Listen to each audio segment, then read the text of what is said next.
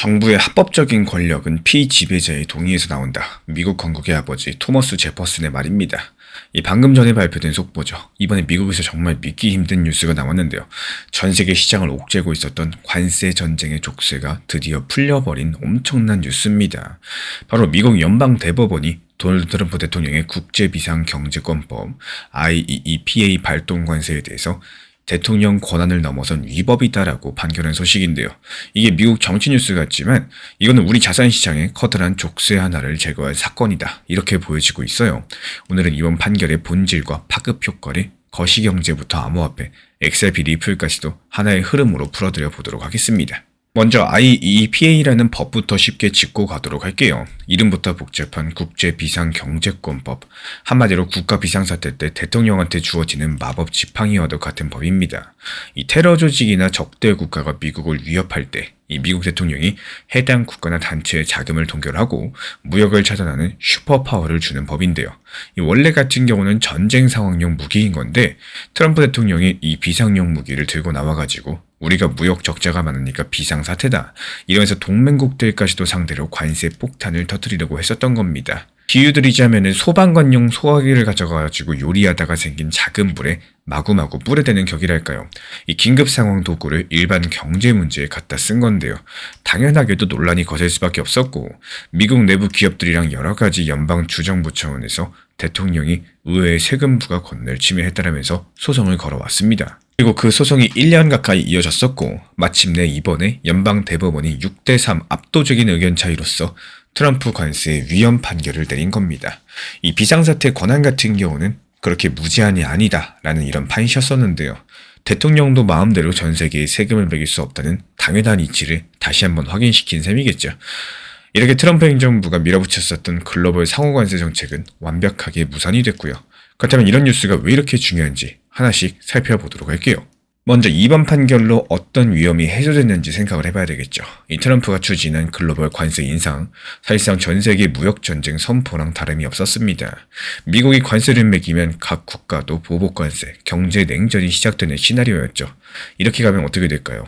수입 물건값이 뛰니까 물가는 급등하고 각국의 나라는 우리 산업 보호해야 된다면서 경쟁적으로 환율과 금리를 방어합니다. 특히 미국 같은 경우는 달러를 쥐고 있으니까 강달러 정책으로 나갔을 가능성이 크겠죠. 결과적으로 글로벌 인플레이션 불꽃이 튈 거고요. 미국 연준은 물가 잡으려고 금리를 쉽게 내리지 못하게 되고 달러 가치가 상승하면서 비트코인 같은 위험 자산은 숨도 못 쉴 정도의 엄청난 역풍을 맞게 될 겁니다.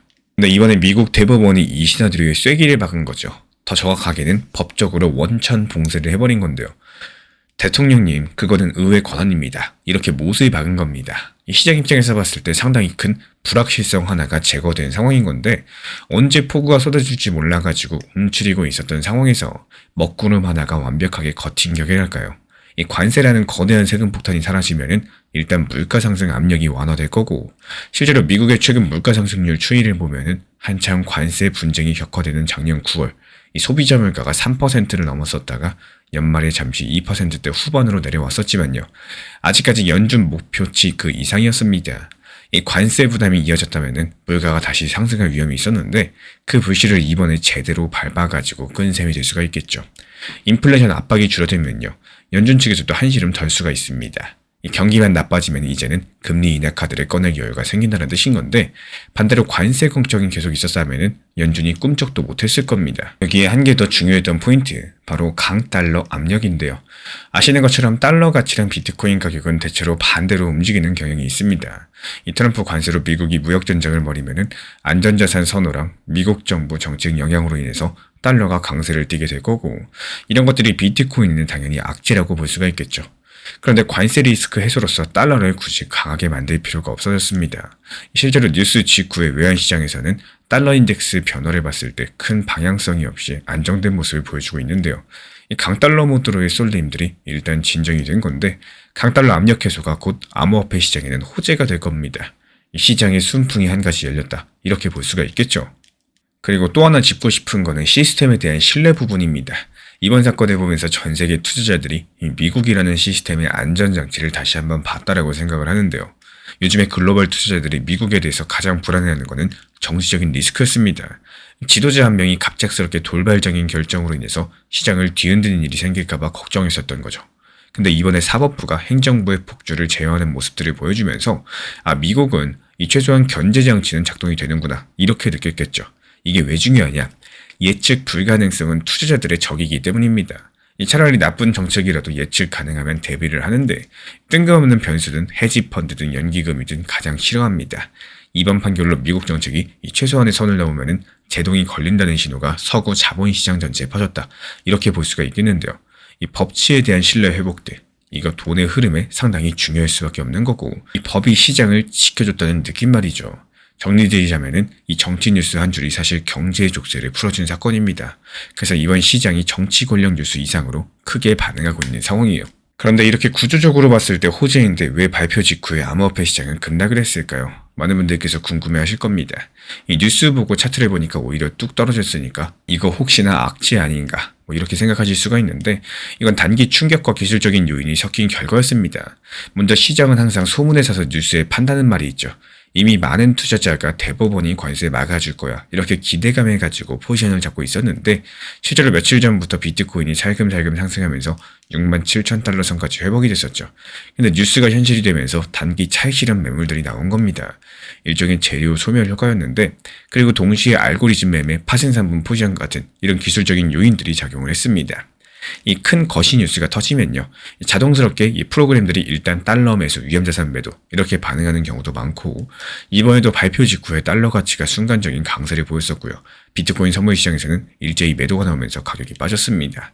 이런 과정에서 과도한 레버리지로 올려놨었던 롱 포지션들이 한꺼번에 정리가 됐고요. 또 순식간에 수억 달러 규모의 청산들이 발생을 했습니다. 가격이 급락하면 연쇄 청산으로 더 급락하는 이 악순환이 잠깐 동안 벌어졌었는데요.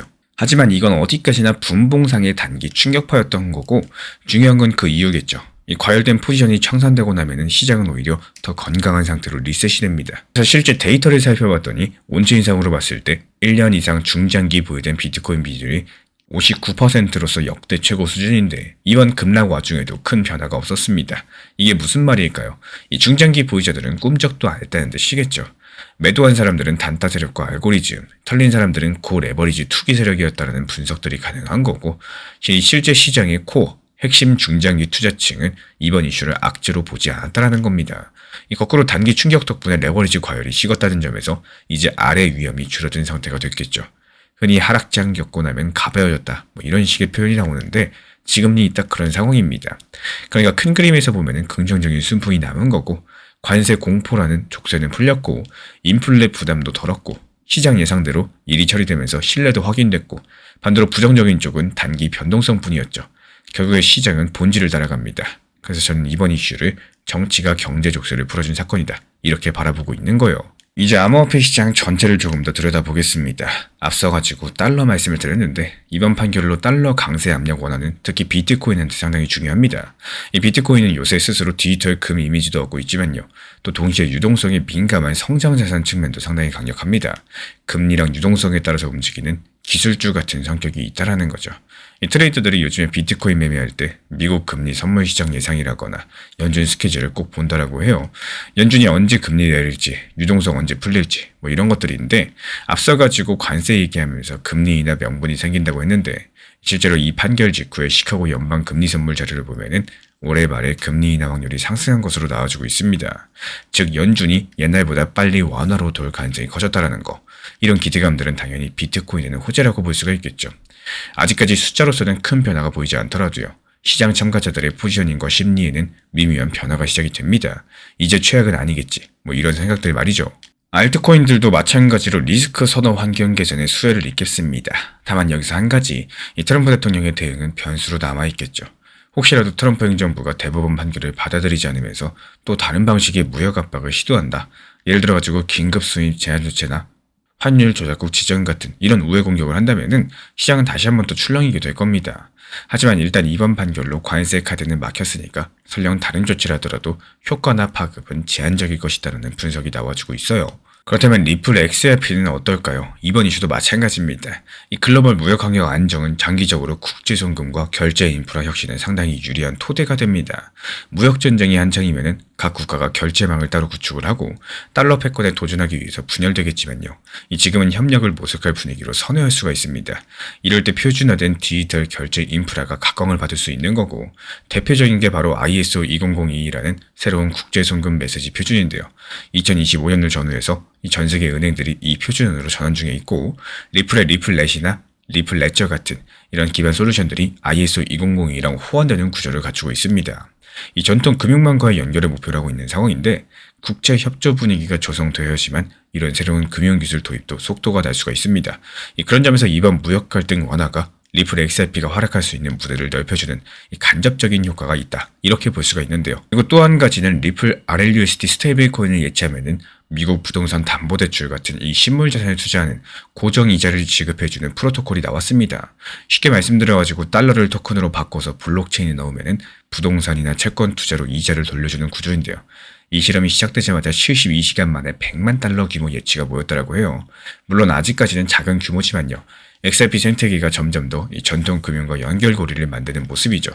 현재 RLUSD 발행량이 약 15억 달러 정도로 추산이 되고 있는데, 이게 전부 다 달러 기반 자금이 XRP 생태계에 들어와 있다는 뜻입니다. 여기서 재미있는 지표로는 리플 레저상에서 부동산이나 주식 같은 실물자산 토큰 가치 총액이 최근에 솔라나를 제껴버리고 업계 1위까지 올랐다는 보고서도 나왔는데요. 그만큼 조용히 전통 금융자산의 토큰화 작업들이 XRP 네트워크에서 이루어지고 있다, 이렇게 볼 수가 있는 거고, 이 무역 환경이 안정되고 규제가 명확해질수록 이런 토큰화 움직임은 더욱더 탄력을 받게 될 겁니다. 결국에 이번 사례를 통해서 우리가 얻을 수 있는 교훈과 판단 기준은 어떤 것들이 있을까요? 것이랑 미실을 잇는 안목이 중요합니다.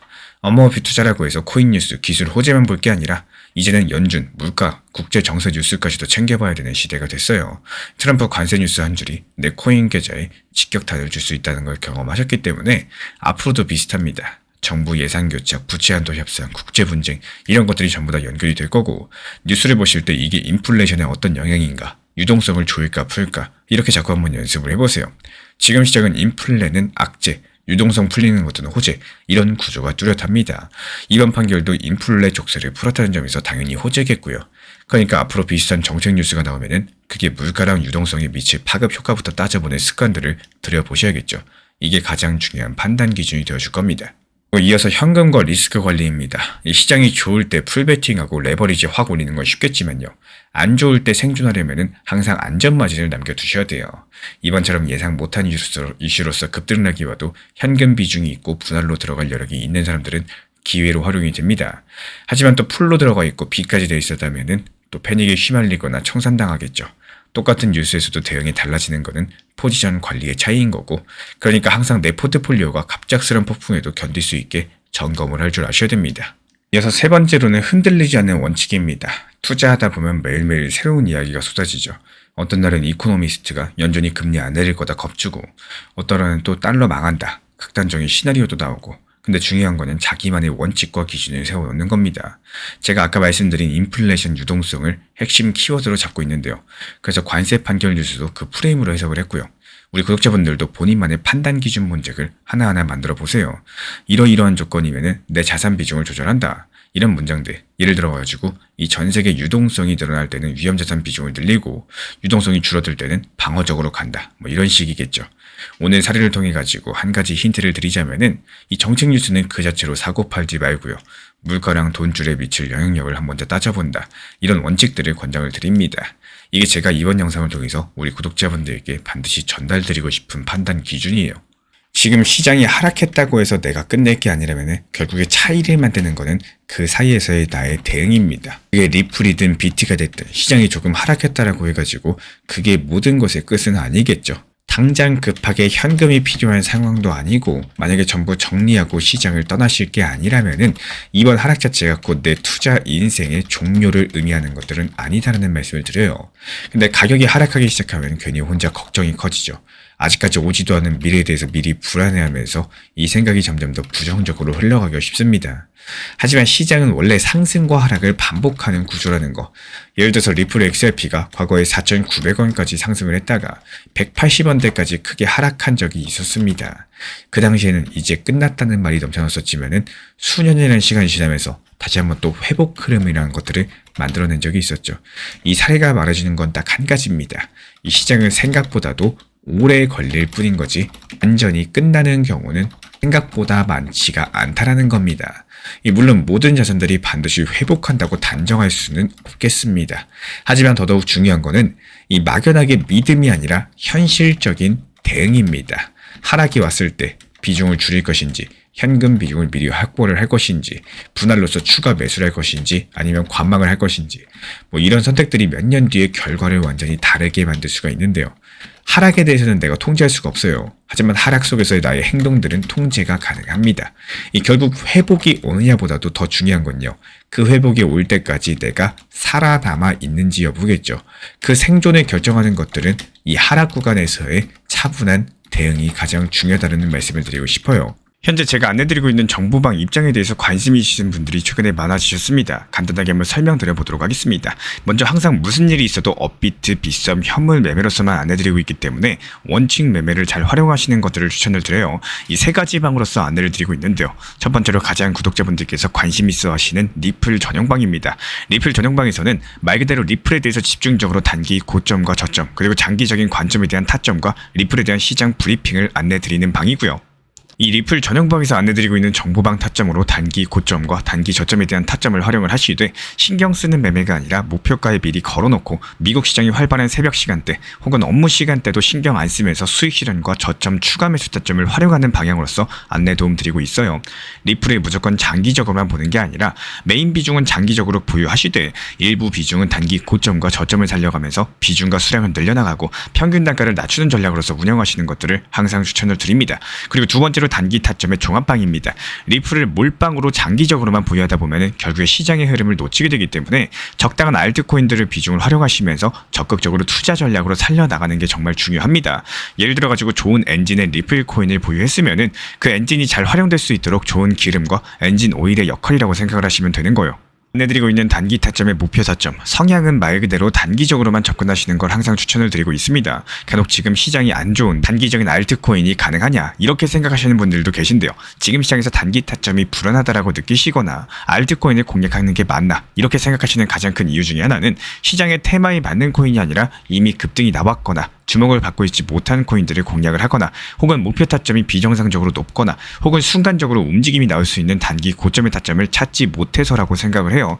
결국에 투자 시장은 순환적으로만 흘러가기에 적당한 알트코인들을 비중에 맞춰가지고 병행하면서 여기서 나온 수익들로 리플의 단기 저점 매수의 계획을 통해 가지고 하나의 톱니바퀴처럼 움직이도록 내 포트폴리오를 구성을 할 줄 아셔야 됩니다. 타점은 말 그대로 단기 타점답게 수익 실현하고 나면 사실 그 이후에 더 상승하던 떨어지던 크게 신경 쓸 필요가 없겠죠. 시간 또한 바빠가지고 걱정할 필요가 없는 게 항상 말씀드린 이 목표 타점에 미리 걸어두면은 신경을 쓸 필요가 없다는 점을 반드시 생각을 하셔야 됩니다. 그리고 세 번째로는 종합 브리핑방인데요. 중요할 수 있는 속보, 시장 브리핑에 대한 핵심 내용들을 전달드리면서 시장이 어떻게 흘러가고 앞으로의 시장이 어떻게 움직일까 이런 중요 핵심 내용 같은 것들을 전달드릴 뿐만 아니라 메이저 코인과 그리고 스윙과 중장기적인 타점에 대해서 안내드리면서 단기적 관점보다는 조금 보유 기간이 있다라고 하더라도 목표 타점 자체를 높게 보는 방향으로서 안내드리고 있는 방입니다. 대표적으로 최근에 도지코인에 대해서도 목표 타점을 높게 276원의 종합 브리핑방에서 타점 안내드리면서 여유롭게 약 5일 정도 보유하면서요. 도지코인이 상승이 연달아 나오고 있을 때 오히려 과감하게 370원의 목표 타점을 안내드렸습니다. 이렇게 상승이 잘 나오고 있을 때는 대부분 여기서 더 오르는 게 아닌가 이렇게 생각을 하시는 분들이 많이 계시겠지만 항상 적당한 고점에서 수익 실현하는 것들을 목표로 잡는 게 정말 중요하다고 말씀을 드려요. 이렇게 세 가지 방 입장 안내드리고 있기 때문에 항상 업비트, 빗썸으로서 현물에 대해서 안내드리고 있습니다. 비중 조절과 원칙 매매를 통해서 일하거나 바쁜 와중에 신경 쓰시는 매매보다는요. 여유롭게 매도 걸어놓고 편하게 신경 안 쓰시면서 제대로 운영하시기를 추천을 드리겠습니다. 제가 안내해드리고 있는 코인 신사 채널 멤버십 전용방에 대해서 짧게 설명드려 보도록 하겠습니다. 리플, 암호화폐 시장에 대한 중요한 이슈, 그리고 브리핑이나 시장의 흐름에 대한 전문적인 분석 내용 설명과 함께 차트상의 기술적 분석, 온체인 지표와 투자 심리에 대한 내용들을 같이 안내 도움 드리고 있고 가장 중요한 투자 심리를 컨트롤하기 위해서 포트폴리오의 구성에 대한 노하우, 투자 심리 컨트롤에 대한 내용도 같이 안내 드리고 있습니다. 코인 신사 스터디 멤버십 가입하신 분들께서는 아래 번호 혹은 신청 링크 통해서 남겨주시면 원하시면 제가 연락드리고 있고 안내 설명과 함께 신사 채널 리플 전용 멤버십방에도 입장 안내 설명드리고 있습니다.